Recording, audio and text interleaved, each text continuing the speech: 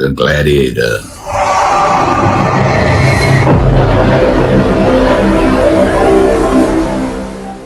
This is the Gladiator, and we are back with part 2 of the case of the Columbian hit squad with special guest, retired DEA agent Joey Mundy. They show trust by usually kissing you, on each side of your cheek, and hugging you. And that was the greeting that was given to Margarita. So we knew that they had bought the store. You know what I'm saying? We knew that they trusted her at that point. But they still didn't want to meet your informant, right? They wanted to talk to Abraham, and they talked to Abraham. She got Abraham on the phone at the prison, which we were recording, and actually put them on the phone with Abraham. Abraham gave him the story, basically, hey, you can trust this guy. And he gave him examples. You remember when I first got started, the 5 kilos I brought, the 10 kilos, these are the kilos that went to your informant, the informant, back in the day. He goes, I've worked with this guy for years. He's absolutely trustworthy. He grew up with these people. He can take you straight to them. He can set them up for you. Yeah. And the Columbians believed it. So they called back to New York and basically said they had made contact, and we had a phone number at that point. They gave it to Margarita. And right now they haven't got a place to stay in Memphis, right? They don't have a place. Right. I remember that. And they're waiting on other people that are taking care of business in New York. So we took that phone number. It was a New York number, area code. We took that phone number, and that night, after the meeting at Wendy's, we went back to Harry's house based on everything we talked about, everything we know up to this point. I started front, information-wise, and started writing back on the affidavit for a wiretap. Harry started from the back, which would be Wendy's, the meeting at Wendy's, and started writing backwards. You understand what I'm saying? And we met somewhere in the middle there. We stayed up all night. It was right at daylight. We wrote all night long. So y'all realize how important it was to take this method, this route, or getting the Title III wire itself. That's what y'all was doing. And of course, when you do that, you really have to explain why it was so important to be able to listen to these phone calls. I'm talking about listen to them. Yes. Yeah. That's what you was doing. Yeah. So we started writing, and look, we got a little time built in. Because they're waiting for the other person to get there, who was the leader, I think. The other 2 people to get there. So we had a little time. We gave the affidavit to Billy, and I think McGriff proofread it, Brian Chambers proofread it, Billy proofread it. Yeah. Got a finished copy over to the U.S. Attorney's office where it stalled. You know who stalled it over there. But basically, we used, and it's the truth, we got to be up on this phone. You got people here that's going to kill U.S. citizens, Memphians. If they find them, they're going to kill them. Yeah. We're trying to save lives here also, not only to uncover drug crimes, but sometimes we got to save somebody's life, even though they are a drug dealer. Yeah. That's kind of how it is. And so it got pushed through to OEO, which is the approving authority in D.C., to be able to go up on the phone. I remember Pat Medeiros. I remember that lady, Pat Medeiros. Pat Medeiros. Yes. And so we got an emergency approval up on that phone. So literally from the time, and you've written, most Title III affidavits will take you at least a month to 2 months to get approved. Once you initially write it and get it in the hopper, so to speak, and get it moving through the system, because it's looked at so hard, as it should be. This was well before 9/11. In the FISA warrants that they use them now.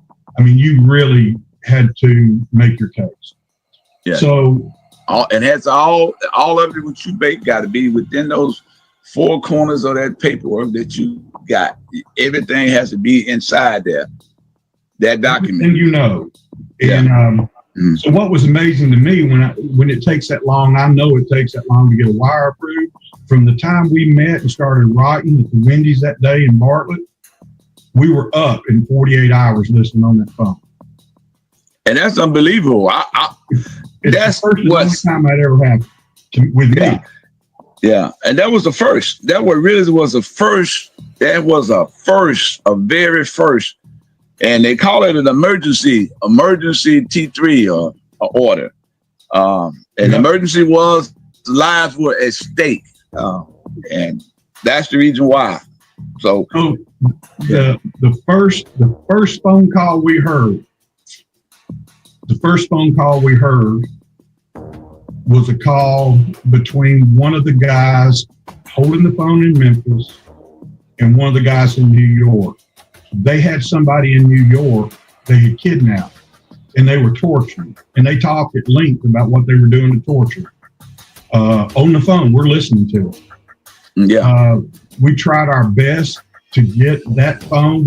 New York was trying to get up on that phone that they were talking to in New York to try to identify who they had, where they were at, to find the guy that they had kidnapped. We actually spun New York up eventually on 3 other phones on the organization up there, but they couldn't get this particular phone. For whatever reason, they couldn't get the emergency authorization we had. Okay, so we tried pinging the phone, we couldn't do it, or they couldn't do it to find a location. And eventually, we got the phone call where they killed the guy. They told the guys there in Memphis that he would be en route to Memphis tomorrow. That we took care of business and we dumped him.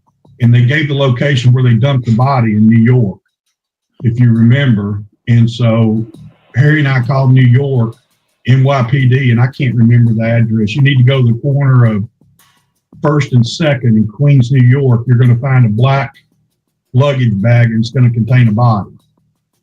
So about 30 minutes later, they called back and said, we found the body. How'd you guys know that? And we're basically like, we can't tell you how we knew that. We can't. You need to get with New York DEA.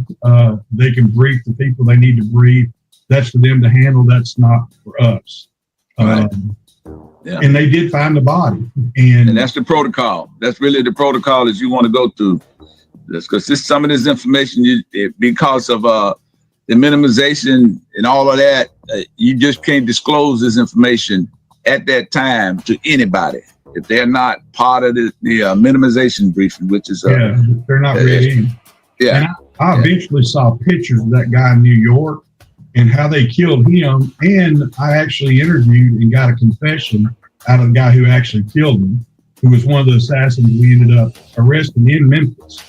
But basically, they're trying to get the money out of him, and they're torturing him, stabbing him in the thighs, the arms, doing everything they can but killing him.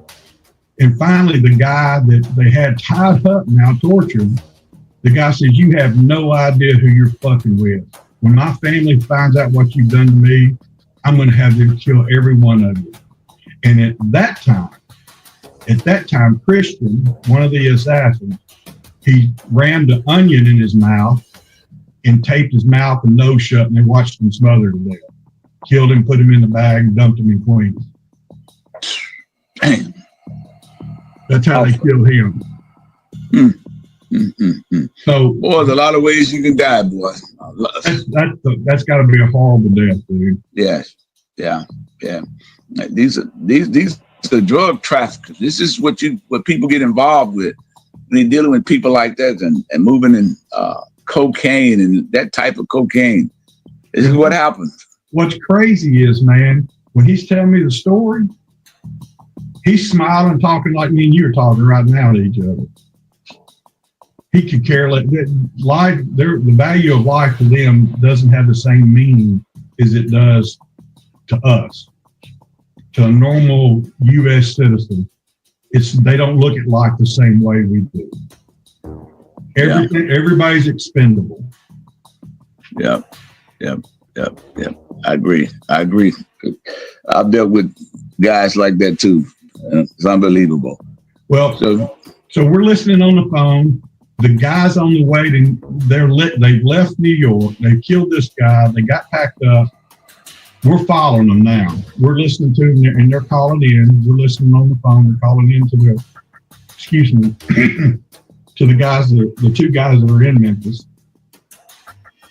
And they were talking on a burner phone. The guys in Memphis were talking on another burner phone that was stole out of New York.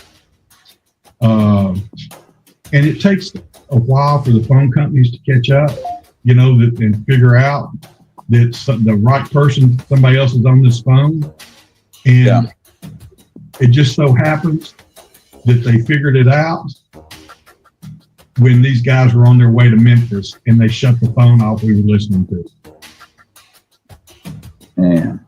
The phone company. So now we have we're dead. We're not hearing anything on that phone anymore. The phone company shut it off. We did everything we could to try to get that phone company to turn the phone back on, and they wouldn't do it. They'd already ran a, $10,000-$20,000 bill.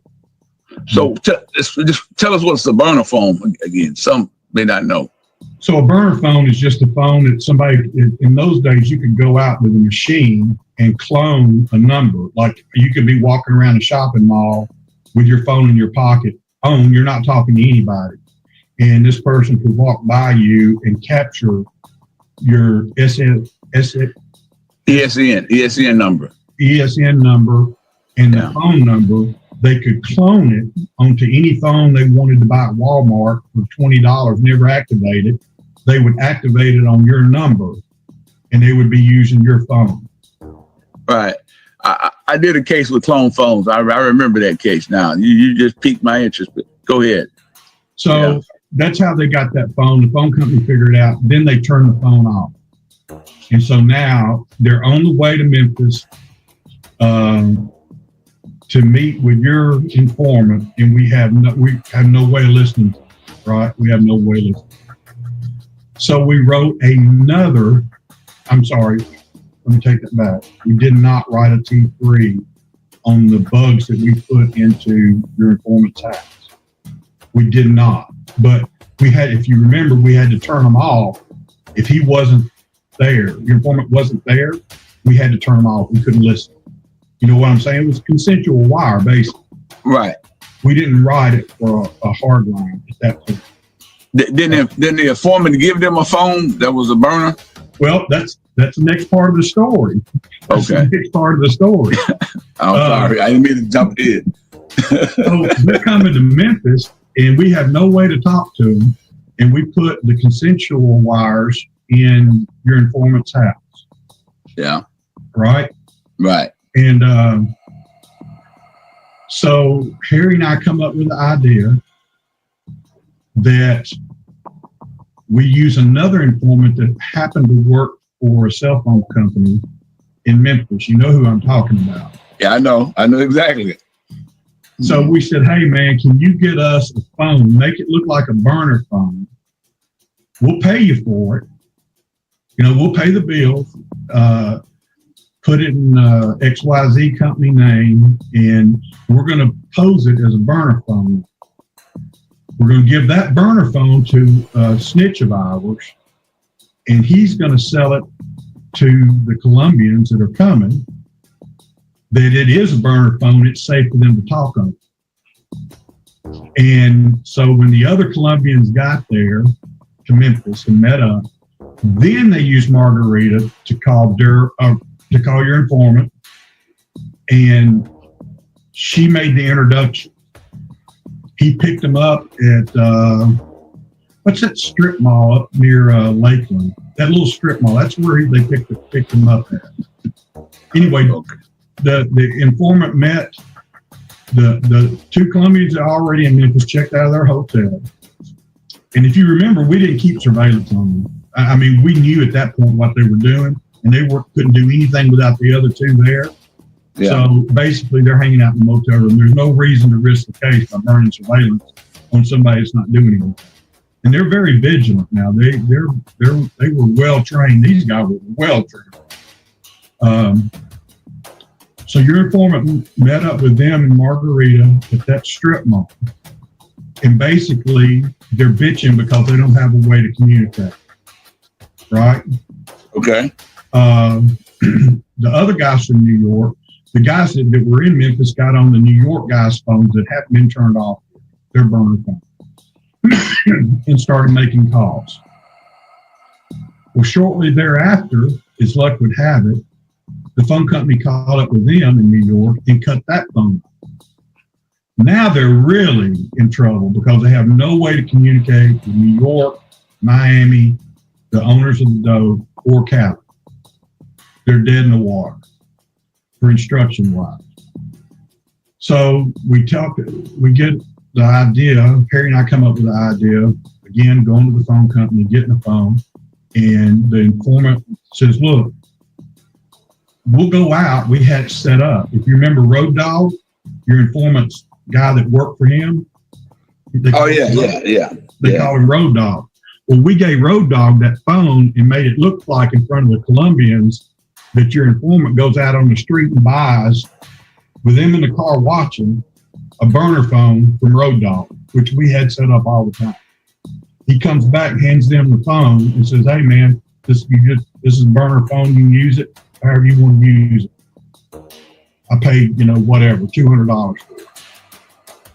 And if you remember, man, we had already written a second wire for that phone, an anticipatory wire, if they use the phone. So we only had to put one paragraph in. Everything, the affidavit was ready to go to OEO as soon as they made that first pertinent phone call, right? To a number that we already knew based on the knowledge we had off the first phone. We had to put in one paragraph and it was off and running. So we sat, and it was like 10 hours, man. They sat in your informant's house and didn't use that phone. It sat right on the counter. I kept calling the informant saying, man, what are they doing with the phone? He goes, sitting on the kitchen counter, man, they're scared to use it. They're scared to use it. Well, finally, they couldn't take it no more. And one of them picked up the phone and called Miami to a number we knew. We put it in the affidavit, and we were up within probably 5 hours listening to the new phone. That's how quick it happened. Man, that's fast. That don't normally happen like that either. No, and man, they were calling everybody. We spun Miami up on like 3 or 4 phones. We spun New York up on phones within the organization, and they were taking off dope left and right in Miami and New York based on the phones that they got up off of the phone we had in Memphis. That's damn good work. That's good work. So I guess we kind of coming to the end of it. So kind of tell us what happened then. Well,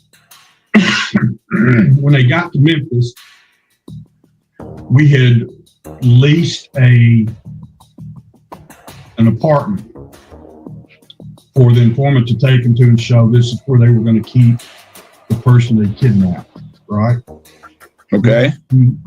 They're wanting to go by and see the location of where the person lived. They wanted a photograph of the person that they were going to be looking for. We actually sent them, let the informant take them to a location where it was nobody lived in it, right? Especially the guy they were looking for. We did not furnish them with a picture because we obviously wanted to control. We didn't want to give them the real picture of the guy who's supposedly sold the dope and then they go out on their own, right? We wanted to inform it in the middle of it so we could control it, so nobody got hurt. So we did not furnish them the photograph of it. But when they pulled into the garage in Memphis, they had a trap in their car from New Jersey that had all the weapons in the trap. And the trap is the hidden compartment Right. secret inside a vehicle. Right. And that, I mean, as you can imagine, the informant went crazy because I think he realized I just let 4 killers in my house to live with me at night, to stay with me. I remember that. Well, then the recording device in the house went down. It quit working, and we had it hardwired in the house. So I called him out. I remember we met at Christian Brothers parking lot, and I said, "Hey, man, here's another wire. You're gonna have to put this back in the wall." And I showed him how to wire it in, into the wall socket. And he's like, "Fuck you, Jack. I ain't going in there," because when the Columbians left, they'd always leave one person at the house, which is common practice. So they know the police can't come in. They know that's a safe house, and one of them's left there all the time. So from the time they got there, they never left that house. They always left one at that house. And this is at the informant's house. Oh yeah. This is yeah. And he said, "Fuck you, Jack. I ain't putting nothing in no wall. Them suckers in my house." I'm like, no. You don't understand. The only way we can protect you is to listen. I'm not asking you to put it in. I'm telling you you're putting it in. We got to protect you. We have to protect you. And sure enough, man, he was nervous as a, well, I won't say that. he eventually did it. He eventually put the wire in where we could listen to him in the house. Right? Right. So we set it up basically that he was going to take them and show them the apartment that they were going to take Holmes to once they kidnapped him. Right? You're talking about Robert Holmes, right? Right. Right. So 3 of them, an informant, went to the apartment. They looked at everything, made sure they had enough food, all that. They had given the informant a list of what to buy to put in the refrigerator, and they wanted a TV, and that was basically it. It was just going to be used for a torture house. That's all it was going to be used for, to hold this guy. And then the story was when they left the house, they were going to Robert's house to set up and kidnap him and bring him back. So we had all that videoed inside the apartment, them talking about what they were going to do to him, right? How they were going to get him to turn over the money if they had to find a girlfriend to kidnap her. They talked all about it. So we have plenty enough evidence. And they had done stuff like this in the past, and based on what you said they did in New York. So this was not like, these were no idle threats. These was actually people that planned to do this guy, Robert Holmes, harm, kill take his life, but definitely they had some bad plans for it. Well, basically they've done this all. Once we arrested everybody and they started cooperating, confessing, I mean, they've probably done this 20 times across the country to 20 different people. Now, the only murder that they confessed, that I got a confession from, was the one we knew about in New York. And really, he didn't have a choice. I knew too much information about that. He knew I did. You know what I'm saying? We knew he did it. We had him talking about doing it himself. Right. So he didn't have a choice. They didn't confess to any other murder other than the one we actually knew about. And the plan was, as soon as they left the apartment, he was going to stop at a convenience store on the way to do the kidnapping, and that's where we took him down. And that's what we did. Damn. Yeah. So so that was it.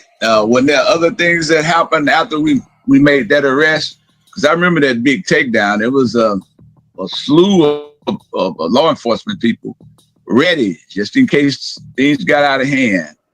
And no, honestly, that portion was the start of it, a much bigger case that we probably worked for 2 more years.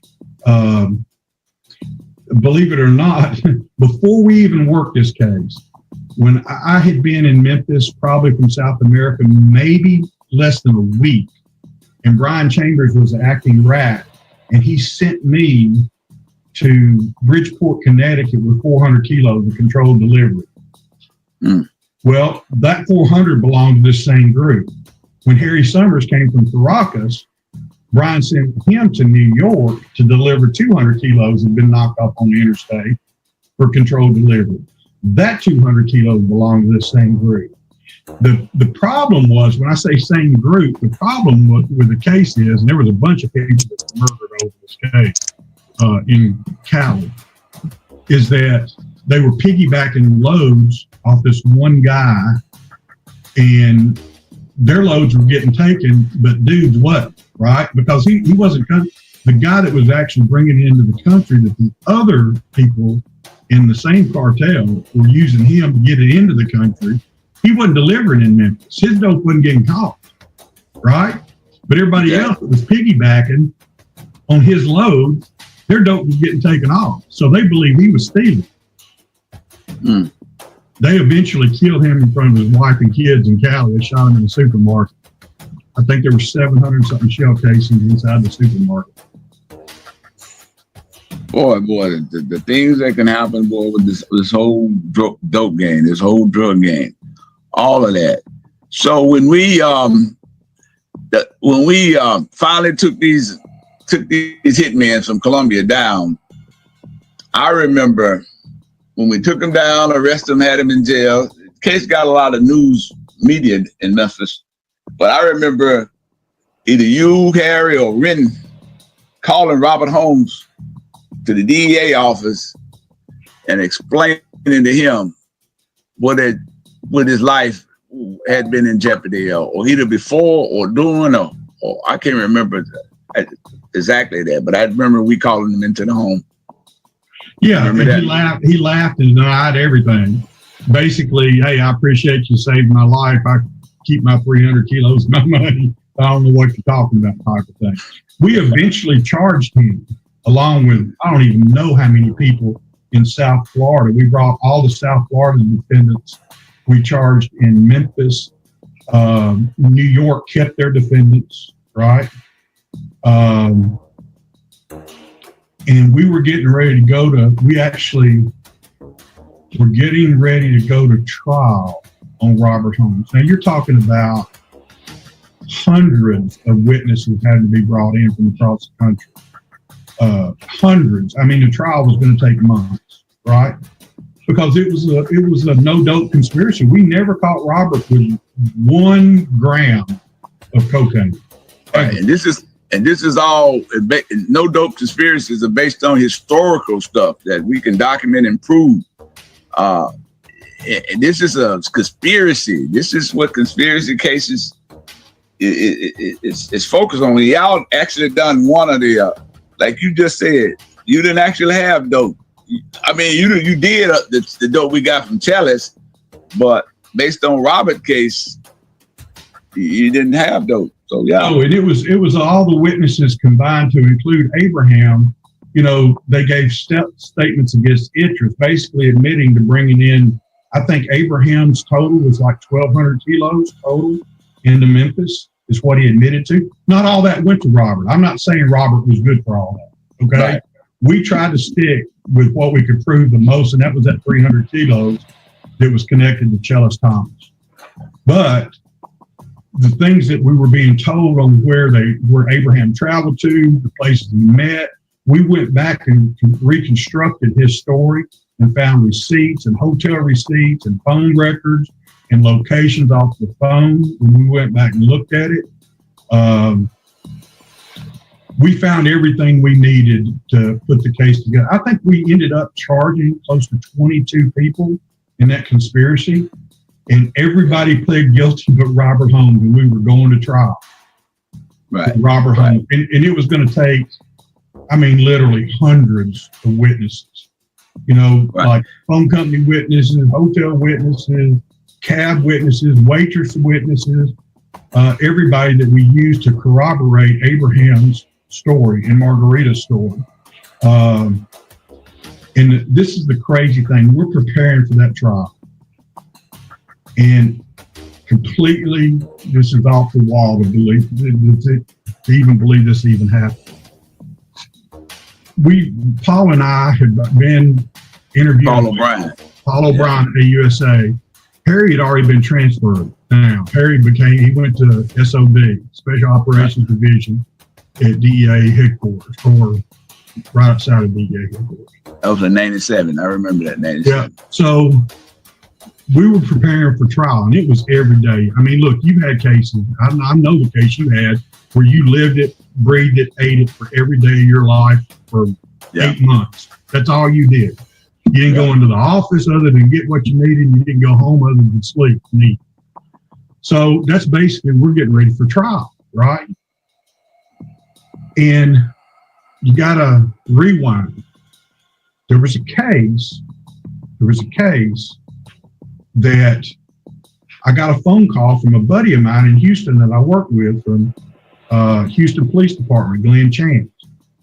He said, hey man, we got this, we're hearing about this girl that's coming from Memphis that's picking up dope down here and taking it back to Memphis. Have you ever heard of her? He gave me her name. I asked some guys, we were at a search room, and who was it worked for? Rat. What was his real name? Richard Borges. I was going to mention him earlier. Richard Borges. Richard Borges. Yeah, Richard Borges goes, yeah, man, that's Harvey Holmes' girlfriend. Mm-hmm. That's who that is. And I'm like, well, man, look, they're talking about they got a snitch down in Houston that knows who she's picking up from down there. So we kind of worked on it a couple of weeks. Nothing really ever happened. We kind of watched her, and then we heard that she was coming to pick up dope. So I called Glenn, or Glenn had heard. HPD had heard she was coming to pick up dope. I'm like, look, man, this is a real deal dope dealer. We know the family here, and you need to get on her. When she gets to the Shoney's Hotel down in South Houston off of 59, you need to stay on her, dude, because if she does business, it's going to be for the homeless, right? Right. So they stick on her. They take pictures. She meets with people down there. Now, again, this has nothing to do with the Columbian assassin case at this time, right? Nothing. Completely separate. Sure enough, they see her. She leaves. Somebody comes, gets in the car she was driving. I forget, it was a Chevrolet, whatever. And I'm like, look, the dope's in that car, man. You put 6 kilos in each panel. In this, was it a Cavalier? I can't remember what kind of car. But 6 kilos in each back quarter panel, it would hold 6 kilos. They watched the car delivered back to her. She met with somebody in the parking lot, took the car, and started back to Memphis, right? Right.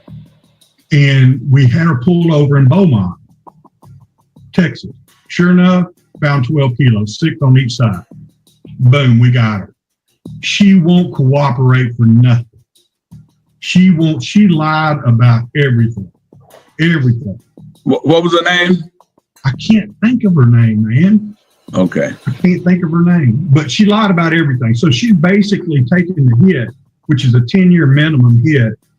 And in East Texas, she's going to get every day. I promise you, right? Yeah, right. She takes the hit, but she's pregnant. And she's pregnant with Harvey Holmes' baby, right? Well, they had sent me, now this is like, we're getting ready for trial, right? They sent me some photographs of everybody that was at the Shoney's that they took pictures of. And Robert Holmes is the last person she saw at that Shoney's in the parking lot before she drove back and got caught with that dope. We had Robert Holmes in that case, but we didn't have a witness to put that 12 kilos on it because she wouldn't cooperate. Right. So all we have is somebody meeting two Memphis people meeting randomly in a parking lot at the Shoney's off I-59 in Houston. But I'd seen a picture of Robert Holmes in that meeting. We're at a search warrant. Fast forward, we're preparing for the Columbian case. We're at a search warrant, Richard Borges search warrant, and we find a picture and I don't even know whose house it was. We found a picture of Harvey Holmes in a strip club doing a bunch of cocaine with strippers. So I take that picture back to Paul O'Brien and say, look, man, we can get them for the same time, sentencing wise, on this case if we can just get her to cooperate. He goes, man, she's told everybody to go fuck themselves. Pound sand, I'm not telling you nothing. Harvey loves me. We're going to be together, when I get out of jail, and we've got a child together, yada, yada, yada. Me and Paul go and meet her where she's at in prison. She says the same thing. She says the same thing over. Nope, don't know nothing. Ain't telling you shit. Nothing. Harvey loves me. We're going to get married when I get out. I'm like, he loves you a lot, right? You got his kid. Yeah, my mom's taking care of him. We're going to move in together as soon as I get out. I'm like, when's the last time you talked to me? She told me. It's been several days ago. I'm like, well, take a look at this picture. See if this looks like a man that actually loves his wife and his kid. I throw that picture across the table to her, and she breaks down, dude. She starts screaming and crying. She breaks down. She upped it all, man. She cooperated fully. And I said, Paul, let's take Robert to trial on his 12 kilos. He's going to get the same time. We got one witness, maybe 3 at best, instead of 120 something witnesses. And that's what we did, and convicted him. He got 30 years. Yeah, I remember that case, man. I do. I remember that case because y'all used a lot of like and similar stuff in that case, boy. And that really was my first experience with just a conspiracy case without any dope, a dry conspiracy without any case. Although you had a lot of stuff in there, but I learned a lot, man, from watching you guys, man, work that case. So, man, this is a good case, and very good case. And I would just like to say, really at the time, kind of wrap this one up. That was kind of like the first emergency wiretap in the city of Memphis, or I had ever been involved in. And some of the people like Harris Summers, yourself, Billy Renton, Paul O'Brien, Richard Borges, Brian Chambers, all of these guys, Dave McGriff, and some of these guys with the city, like some of the city guys. I can't remember all of those, but when Renton came into that office, man, he kind of inspired a lot of people, including myself and Walter Hoback, and those were some good times, Joey.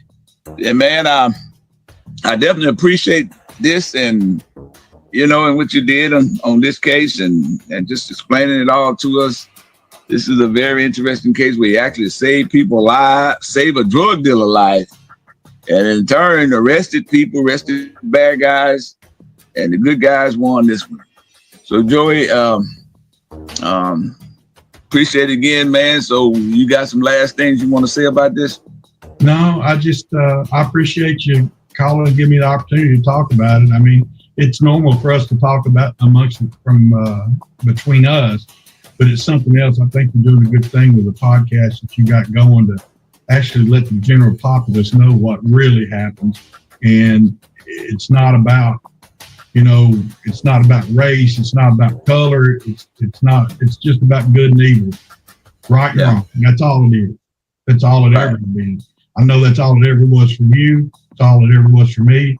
And, you know me, I'm your brother, and I wouldn't work with anybody like that. And I know you would. Right. And right now it's a bad time being police. It's a bad time. And some of it's deserved, and you know it, and I know it's deserved. But we never condoned it. We never put up with it. We were never part of it. When we saw it, we addressed it. And we didn't have to have the news media address it. We addressed it immediately. Thank you. Right then. Thank you. I appreciate that, Joey. And look, thank you. Appreciate you listening. Hope you enjoyed this story with my special guest, Joey Mundy, retired DEA agent. And stay tuned. Keep listening. Please share these stories and all of the stories. The GlaDEAtors, we're signing off. The GlaDEAtor.